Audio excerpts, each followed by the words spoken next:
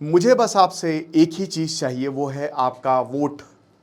आप मुझे बस एक वोट दो और अगले 5 साल जो आप चाहोगे वो मैं करूंगा। ये स्टेटमेंट आया था विजय जोसफ चंद्रशेखर, जिसने तबाही मचा दी है, तमिलनाडु को हमेशा के लिए चेंज कर दिया है। तमिलनाडु एक ऐसा स्टेट जो हाईली डेवलप्ड है, हाईली एजुकेटेड है। CAGR मतलब compounded annual growth rate 11%, GDP लगातार बढ़ती जा रही। तमिलनाडु तो विकास के पहिए पर था, फिर क्यों MK स्टालिन को उतार दिया इस पहिए से? पहिया ही उतर गया, डिरेल हो गई ट्रेन। और विजय ने ऐसा क्या किया?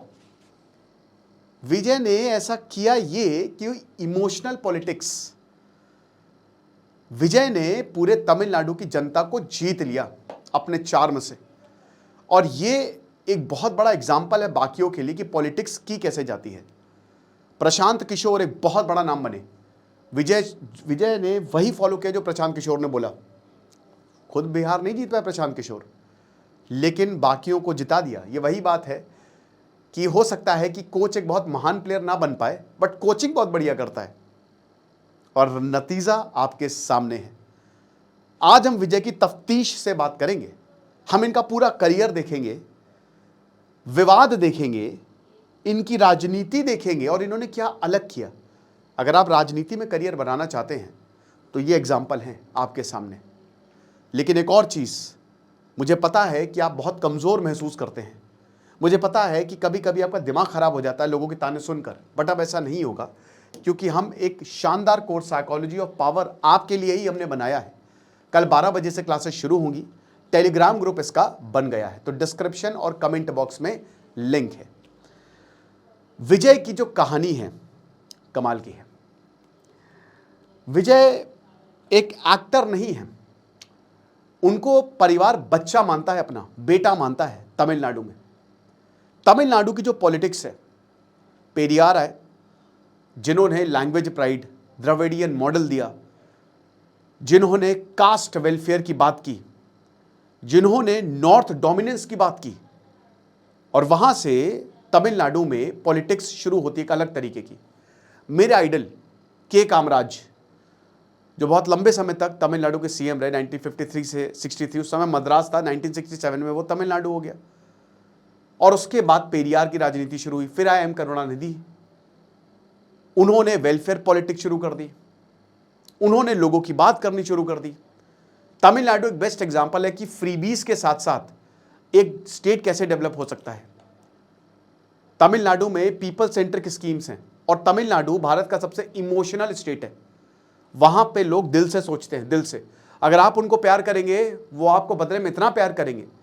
बहुत लोगों को गलत फहमी हो, कभी नॉर्थ इंडिया के खिलाफ नहीं है, बल्कि वो वेलकम करते हैं वहां के लोगों को कि अगर ये नहीं होंगे तो हमारे काम बंद हो जाएंगे, ऐसा है। लेकिन हां, अगर आपने उनकी कल्चरल आइडेंटिटी पर चोट की तो वो लड़ जाएंगे।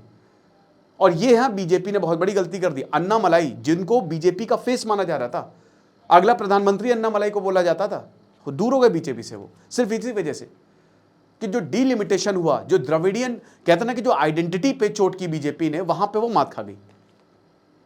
अब अगर हम देखिए, ये बहुत कुछ दिखाता है आपको। ये देखिए आप, ये पूरा का पूरा चार्ट। अब यहां जो TVK है, तमिल वेत्र कजगम, अभी हम पूरे इतिहास भी अभी हम देखेंगे विजय का करियर कैसा रहा है। तो आप देखिए कि ये जो वोट शेयर है वो 35.1% चला गया।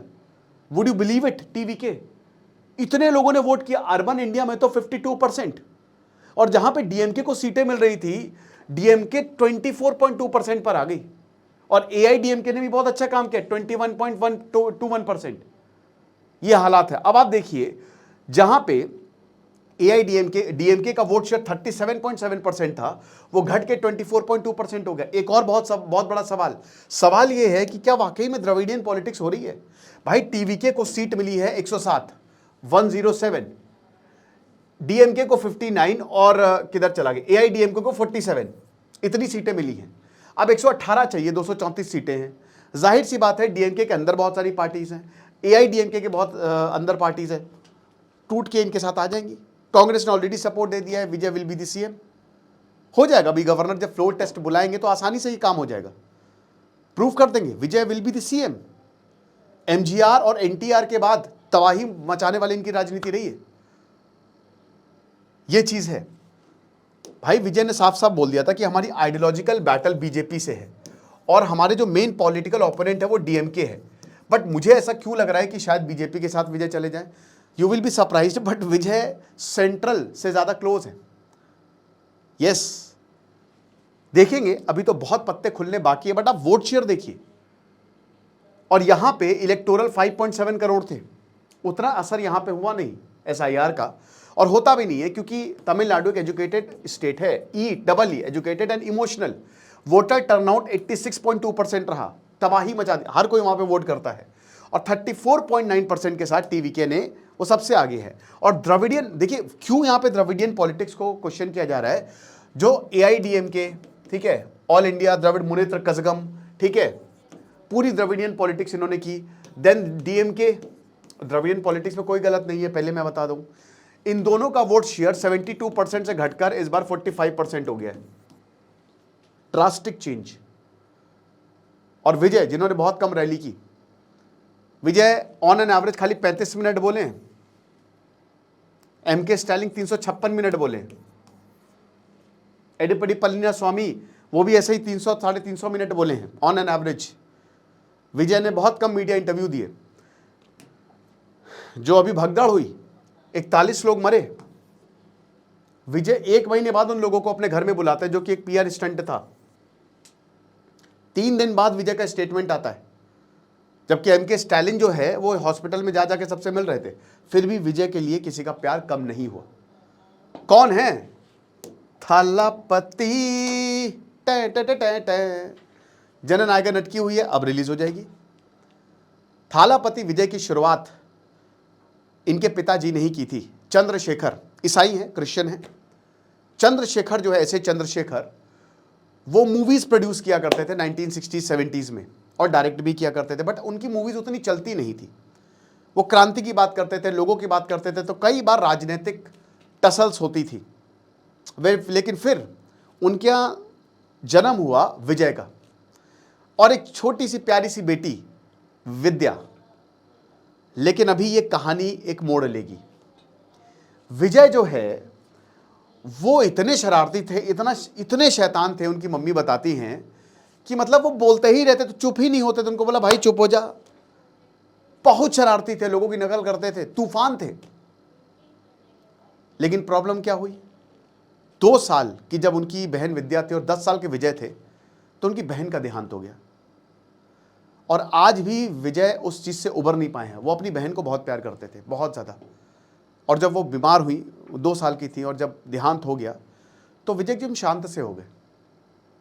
उनका जो प्रोडक्शन हाउस ना, विजय विद्या क्रिएशन है, उनका जो गाड़ी का नंबर है 0277, वो भी विद्या का बर्थ डेट है। इतना प्यार करते हैं वो अपनी बहन से अभी भी। मूवी की शुरुआत दोस्तों भाई 10 साल की उम्र में ही, 1984 में ही, ये पहली बार इन्होंने अपनी मूवी का डेब्यू किया। वेत्री मूवी का नाम था, बाल कलाकार। पिताजी ने प्रोड्यूस की, पिताजी ने डायरेक्ट की। बट उस समय तो छोटे थे, किसी को क्या ही पता चल रहा है, ठीक है। असली इनकी मूवी आई, अब देखिए इनसे आप कितना कुछ सीख सकते हैं। इनकी मूवी आई 1992 में, नालैया थेरू। 18 साल के थे उस समय विजय, और जब ये मूवी आई सुपर फ्लॉप हुई। इतना गरियाया गया विजय को, मतलब बॉडी शेमिंग की गई कि ये आदमी क्या क्या नहीं बोला। 18 साल का लड़का, सोचिए, पूरी दुनिया उसके पीछे पड़ी, मजाक उड़ाया जाता है। कुमदुम करके एक मैगजीन थी, उसने तो ये तो बोला कि ऐसी शक्ल वाले हीरो बनने चले। इतनी बुरी बुरी हालात, इतने ज्यादा क्रिटिक्स। विजय जाते थे, लोग हंसते थे, लड़कियां मजाक उड़ाती थी, हीरो जो है विजय के साथ काम नहीं करेंगे, ये हालात थे। बट हार नहीं मानी। 1993 में सिंदूर पड़ी एक मूवी आई। ये जो मूवी थी, ये विजयकांत एक एक्शन एक्टर थे, बहुत बढ़िया थे, उनके साथ ही। बट विजय का भी कुछ खास नाम नहीं हुआ। बट हाँ, यहां से थोड़ा सा ही आगे बढ़े हैं, ठीक है। या इन्होंने हार नहीं मानी। सबसे बड़ी बात है ना, ये लोगों के ओपिनियन से इनको फर्क नहीं पड़ा, ये अपना काम करते गए। विजय बहुत कम उम्र में ही मैच्योर इंसान थे, बहुत कम उम्र में उनके अंदर मैच्योरिटी दिखती थी, साफ दिखती थी। और बहुत भोले भाले। बट 1996 में उनकी जो मूवी आई, 4 साल तक ऐसे ही चला, मूवीज आई ठीक ठाक रहे, लेकिन 1996 की जो मूवी थी पूवा उनकागा, इसने चेंज कर दिया सब कुछ। ब्लॉकबस्टर साबित हुई है मूवी, ब्लॉकबस्टर।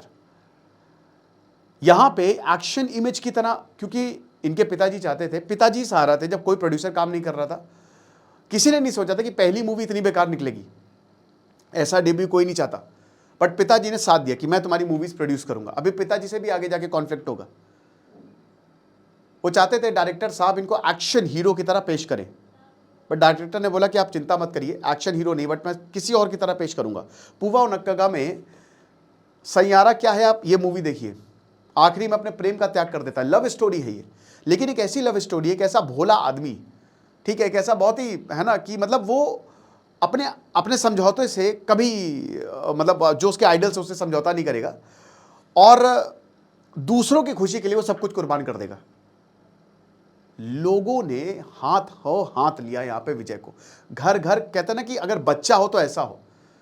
इतनी मासूमियत, इतना प्यारा चेहरा, और जो एक्टिंग थी और जो स्टोरी थी वो लोगों से सीधा कनेक्ट कर गई, और वहां पे विजय ने तबाही मचानी शुरू कर दी।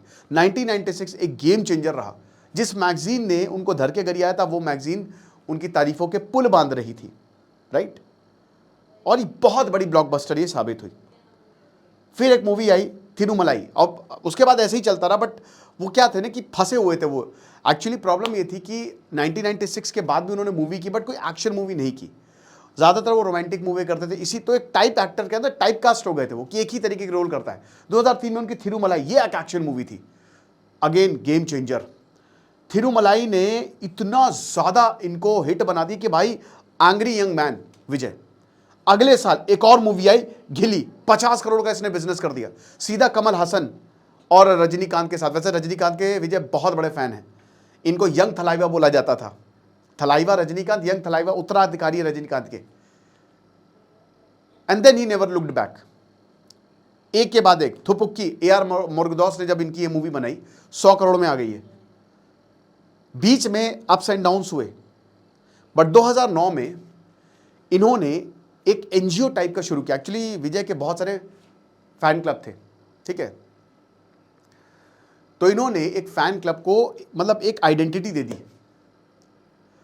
सारे फैन क्लब को रजिस्टर किया, एक साथ ले आए, और एक proper well organised political machinery की तरह उन्होंने काम किया। मैं पॉलिटिकल तो नहीं बोलूंगा, बट एक चैरिटेबल मशीनरी, ठीक है, और TMI नाम था। और उसके बाद उन लोगों ने विजय की ये जो विजय की एक तो स्टार इमेज थी, बट जो एक दूसरा साइड जो विजय का था, कोई भी प्रॉब्लम हो आप हमारे पास आओ, किसान से लेकर कॉमन आदमी से लेकर हर कोई विजय के पास जाता था।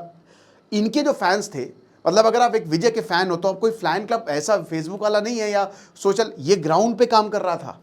और यही फैन क्लब से बाद में कैंडिडेट्स निकले, कैसे अभी मैं थोड़ी देर में बताऊंगा। विजय के आप बताएं कि उनके ड्राइवर का बेटा MLA हो गया इस समय। विजय ने अपने फैंस को पे बैक किया, जो कि कोई उस समय नहीं कर रहा था। और ये बहुत बड़ा 2017 में जब जलीकट्टू प्रोटेस्ट हुए, विजय आए बिना शोर शराबा किए, लोगों के साथ खड़े हुए, मास्क लगा के। उनको पता था अगर मैं आऊंगा तो भगदड़ मच जाएगी, तो रात के 2 बजे से सुबह 6 बजे तक वो मास्क लगा के लोगों के बीच में खड़े रहते थे, ताकि उनको कोई पहचान ना सके। बट अगेन देखिए, वो खड़े रहते थे, बट उनकी तस्वीरें सब खींची जा रही थी, उन्होंने बताया ही होगा। मैं बता रहा हूं कि उनकी स्ट्रैटेजी देखिए आप, तो वो भी एक PR स्टंट उस समय। लेकिन मैं देखिए, PR स्टंट अब आप कह सकते हो, बट उनकी मंशा बहुत अच्छी थी, जहां पे खाली बातें हो रही थी। हालांकि मैं एक और चीज बता दूं, विजय की जो पॉलिटिक्स है वो बहुत ही क्लीन पॉलिटिक्स रही है। उन्होंने कभी भी किसी के ऊपर निशाना नहीं साधा है। यहां तक कि 2020 में उनकी माताजी और उनके पिताजी ने पॉलिटिकल पार्टी बना ली, विजय का नाम, और ये ऑल इंडिया थलापति इस तरीके की कोई, उन्होंने अपने पिताजी के खिलाफ केस कर दिया कि कोई भी मेरा नाम, भले वो माँ और मेरे बाप क्यों ना हो, मेरा नाम यूज नहीं कर सकता। अब इसने विजय को यहां कि यार ये आदमी तो मतलब अपने परिवार को भी नहीं छोड़ रहा है, हो सकता है ये भी एक स्टंट हो, आई डोंट नो। लेकिन इनका पॉलिटिकल करियर धीमे धीमे आगे बढ़ता रहा। अभी तक ये पॉलिटिक्स में नहीं आए, लेकिन अब लोगों के घर तक ये पहुंच गए। 2009 में जो इन्होंने बनाया वो लोगों के घर तक। 2021 में लोकल इलेक्शंस हुए, और लोकल इलेक्शंस में यही TMI ने तबाही मचा डाली, जीत गई है लोकल इलेक्शंस। ये पहली जीत थी विजय की, और विजय ने अब ये समझ लिया, भांप लिया उन्होंने कि हवा किस तरफ जा रही है। कंट्रोवर्सी हुई है, देखिए बिगेस्ट कंट्रोवर्सी तो इनकी 2025 में जो पिछले साल स्टैम्पीड हुई थी, इनकी पत्नी से 27 साल का रिश्ता था, पत्नी ने एडल्ट्री डोमेस्टिक वायलेंस का केस इनके ऊपर दायर किया, बोला कि इनकी किसी और औरत के साथ चक्कर है, तो वो अभी मामला चला, फिर उसके बाद समझौता हुआ, पिताजी के साथ हुआ। और विजय के बारे में ये बोला जाता है ना कि बहुत ज़्यादा मुखर नहीं है ये, ठीक है, विजय काफ़ी शांत रहते हैं, ठीक है।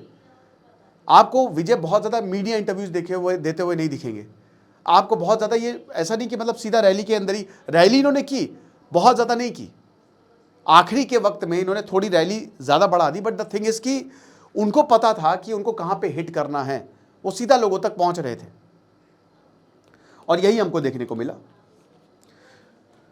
2 फरवरी 2024 जो हर कोई चाहता था वो हुआ। विजय ने अपनी पार्टी अनाउंस की, एक ट्वीट किया इन्होंने, और उसके बाद इन्होंने अपनी पार्टी टीवी की अनाउंस कर दी। लोग पागल हो गए, लोगों ने बोला भाई कुछ भी हो हम तो वोट विजय को देंगे। क्या प्रॉब्लम रही पता है, क्यों ये इलेक्शन हारे? मैं आपको रियल रीजन बताता हूं। क्लीन पॉलिटिक्स, विजय ने जो इनका पॉलिटिकल 2 साल, इनको पता था 2026 में इलेक्शन है, सो द नंबर 1 इज कि इन्होंने जो पॉलिटिक्स की ना वो बहुत ही क्लीन पॉलिटिक्स थी। इसका मतलब ये है कि इन्होंने भले ही बोल दिया कि हमारे जो आइडियोलॉजिकल प्रतिद्वंदी वो बीजेपी है, ठीक है, बीजेपी को तो आप प्रतिद्वंदी बनाएंगे ही बनाएंगे। द्रविडियन पॉलिटिक्स बीजेपी को एक दुश्मन मानती है, और बीजेपी को अगर पेनिट्रेट करना है तो तमिलनाडु में बीजेपी बहुत ही गलत स्ट्रैटेजी के साथ चल रही है, बट वो एआईडीएमके के साथ है, समझ रहे हो। तो यहां पे बोला कि लेकिन हमारे जो मेन पॉलिटिकल ओपोनेंट है वो डीएमके है, बट आपको पता है कि उन्होंने एक बार भी नरेंद्र मोदी को टारगेट नहीं किया, जैसे आज की राजनीति में होता। आपने देखा बंगाल में इलेक्शंस हुए, आसाम में पवन खेड़ा, हेमंत बिस्वा शर्मा, नरेंद्र मोदी, अमित शाह, महुआ मोइत्रा, कितने सयानी घोष, आप बस नाम लीजिए, ठीक है, ममता बनर्जी, कितना पर्सनली ये कितना नीचे गिर गए। लेकिन विजय ने ऐसा नहीं किया, उन्होंने डिग्निटी मेंटेन करके रखी, उन्होंने कभी किसी को टारगेट नहीं किया। ये बहुत बड़ी बात है। उन्होंने बात की डेवलपमेंट की कि और ज़्यादा मैं डेवलपमेंट करूंगा, आपके सारे इशू सॉल्व हो जाएंगे। बल्कि तमिलनाडु काफ़ी डेवलप्ड स्टेट है, उनको मैं बता रहा हूँ काफ़ी आगे है वो भाई। उन्होंने और एजुकेशन की बात की, उन्होंने लोगों की बात की। यही तो चाहिए, पर्सनल अटैक करके कुछ नहीं मिलेगा, आप अपना काम करते रहिए, समझ रहे हैं आप।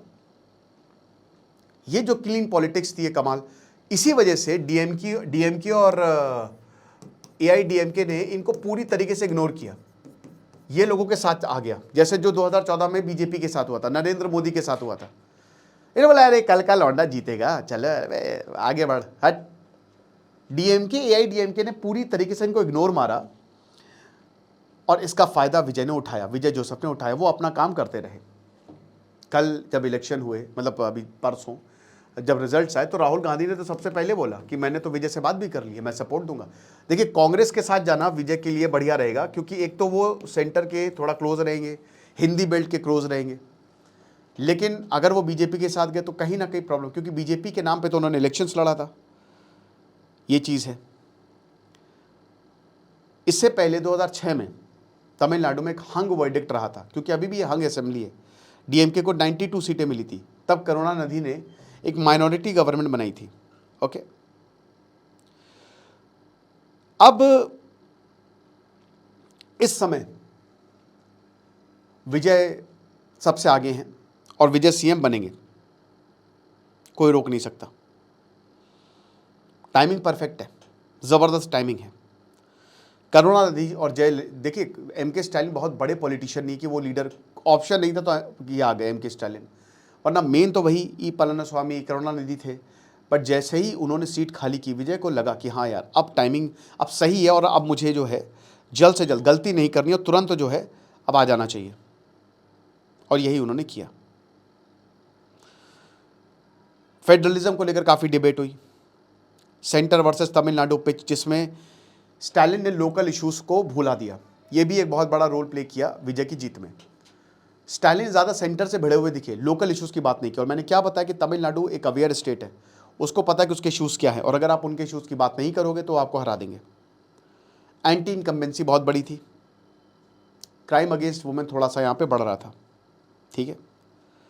सीएम का जो रिलेक्टेंस था, जैसा कि मैंने बताया कि सीएम है ही नहीं है, विजय है कौन, कुछ नहीं आता इसे। और जो डायनेस्टिक पॉलिटिक्स थी, जैसे जो उदयनिधि स्टालिन, इनके स्टालिन का बेटा, तमिलनाडु में भी बहुत धार्मिक लोग हैं, और जिस तरीके के स्टेटमेंट दिए गए, कहीं ना कहीं ये भी एक बहुत बड़ा हिडन फैक्टर रहा है। बट द थिंग इज कि अब विजय आ गए हैं। अब डिपेंड करेगा कि अगर विजय इसको कैपिटलाइज कर ले गए, उन्होंने अगर 5 साल जो उनको मिलने वाले हैं, क्योंकि देखिए भले ही माइनॉरिटी गवर्नमेंट है, बट 107 सीटें हैं, तो इनको कोई प्रॉब्लम नहीं होगी। खाली 11 ही सीट तो शॉर्ट है, आराम से मिल जाएगी इनको। लेकिन अगर इन्होंने 5 साल में कुछ कमाल कर दिया और ये समझ गए, तो ये एमजीआर, नेक्स्ट एमजीआर या नेक्स्ट एनटीआर हो जाएंगे ये, ठीक है, एमजीआर हो जाएंगे। एमजीआर ये जो इतनी बड़ी, मतलब 1977 से लेकर पूरा 2000, जब तक जयललिता रही, इनकी पार्टी रही, इनको उखाड़ नहीं पाएगा कोई। और अगर इन्होंने गलती की, प्रॉब्लम, फिर विजय को भुला दिया जाएगा। बट मुझे लगता है कि विजय बदल देंगे चीज़ें, विजय रथ कंटिन्यू रहेगा। आपको क्या लगता है मुझे कमेंट बॉक्स में बताइएगा। खुश रहिए, पढ़ते रहिए। जैसे सिद्धांत अग्निहोत्री साइनिंग ऑफ।